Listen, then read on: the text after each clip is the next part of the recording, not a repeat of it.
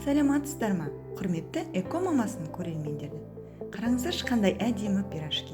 Бұның ішінде не деп ойлайсыз? Бұның ішінде әрине асқабақ. Асқабақты балдарға жегізу мүмкін емес.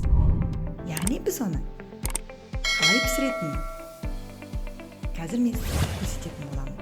Менің балдарым тіпті білмей де қалады ғой ішінде асқабақтың барын. Яғни жылы суды аламыз, оған дрожжіні саламыз, үстіне тұзды саламыз, сахарымызды қосамыз, ұнымызды жайлап бұлғап отырып қамыр жасаймыз. Содан кейін қолымызбен басып жібереміз де екі рет иітіп аламыз. Бұл біздің бірінші иітіп жатқанымыз. Бетін жауып қоямыз жылы жерге. Мынау көтеріліп қалды, міне екінші қайтара басып жатырмын.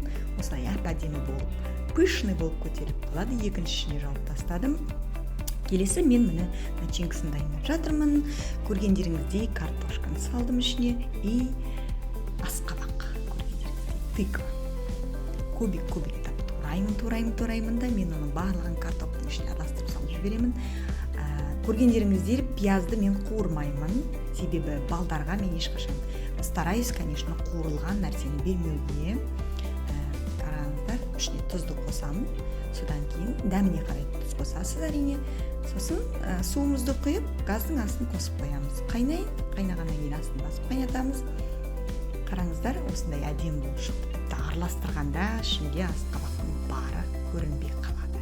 Балалар картоп деп жеп қояды ғой. Менің егіздерім солай.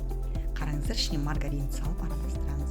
Менің инстаграм парақшам бар, қыздар, эко егіздері деп жазсаңыздар, менің егіздерімді көретін боларсыздар, экодан дамыған. Және Талгатовна Гүлбақыт деп жазсаңыздар да менің егіздерімді көретін боласыздар. Тіркеліп қойыңыздар, менің YouTube каналыма да тіркеліп қойыңыздар. Мен осылай дрожжевой тестімен жұмыс жасағанды өте қатты жақсы көремін, сіздермен бөлісетін боламын. Алдағы уақытта барлығын бөлісетін боламын. Менің парақшам, каналым жаңадан ашылып жатқасын, маған сіздің қолдауыңыз қажет. Яғни 1000 подписчикке жеткізіп жіберсеңіздер, өте керемет болар еді. Мен одан әрі жұмысымды жалғастыра беремін сіздермен.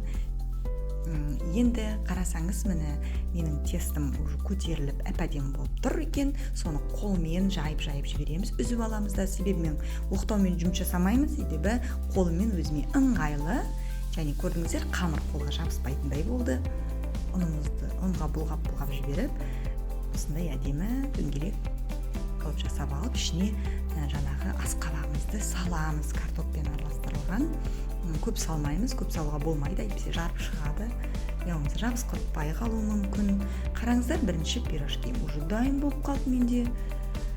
Енді егіздерімнің сүйіп жейтін пирожки ғой. Духовкада пісірген нәрсені менің егіздерім әбден үйреніп алған. Жареныйды ешқашан жеуге болмайды. Білесіздер, жареныйды болмайды. Өзімізге де жеуге болмайды, балаға да беруге болмайды. Асқазанымызды бұзамыз. Яғни духовкада пісіріп үйреніңіздер, үнемі духовкада пісіріп отырыңыздар. Деніңіз де сау болады, балаларыңыз да аман болады, балаларыңыз да тоқ жүреді.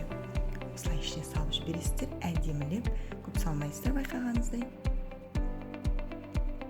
Әдемілеп, қысып жан-жақтарын жауып қоямыз. Себебі ашылып кетпеу керек. Бұл ашылмайды. Қамырыңыз дұрыс жасасаңыз ашылмайды. Көргендеріңіздей қамырға да ешқандай қосқан жоқпын, көргендеріңіздей, бірақ сонда да менің пирожкиім жұмсақ болып шығады. Егіздерім енді үйдегілер үшін барлығы да жақсы көреді менің пирожкиімді. Эко мама рецепті деп ютубқа жазсаңыздар да мен атып шығатын боламын. Осылай мен тауып алып, дрожжевой тестімен жұмыстанғыңыз келсе, мен тауып аласыз. Онда менде каналымда тек қана дрожжевой тесті емес, барлығы да болады, және салып жатырмын. Қараңыздар, әдемі бауырдан колбаса да жасаған болатынмын. Және деген өте керекті, полезный нелерім де бар, сіздермен бөлісетін, қарап отырыңыздар. Міне жұмыртқамызды жаңағыдай пирожкиміздің бетіне жағып шығамыз, барлығын тегістей әдемі етіп, сосын кунжутымызды себеміз. Кунжутты себуге де болады, сеппеуге де болады, өзіңізге байланысты әрине барлығы да. Жұмыртқаны жағуға да болады, жақпауға да болады. Енді қараңыздар, осындай әдемі болып уже пісіп қалды. керемет иісі мұрын жарады. Енді ыстықтай болып тұр, қолға ұстады ғой, невозможно ғой, жұмсақ. Қараңыздар, пісіріп көріңіздер. Сіздерде ұнайды деп ойлаймын. Ұнайды. Менің пирожким ешкімге ұнамай қалған емес. Келген қонақтарымды да осылай мен қуантып отырамын. Қараңыздар, әдемі болып шықты. Жасап көріңіздер. Менің каналыма тіркеліп кетіңіздер. Міндетті түрде сіздермен көптеген рецепттермен, өзімнің авторлық рецепттермен бөлісіп отырамын. Тек маған поддержка керек, сіздердің әрине. Қараңыздар. Ой, қандай әдемі, іші сап-сары. Енді сөзім жоқ. Рахмет сіздерге.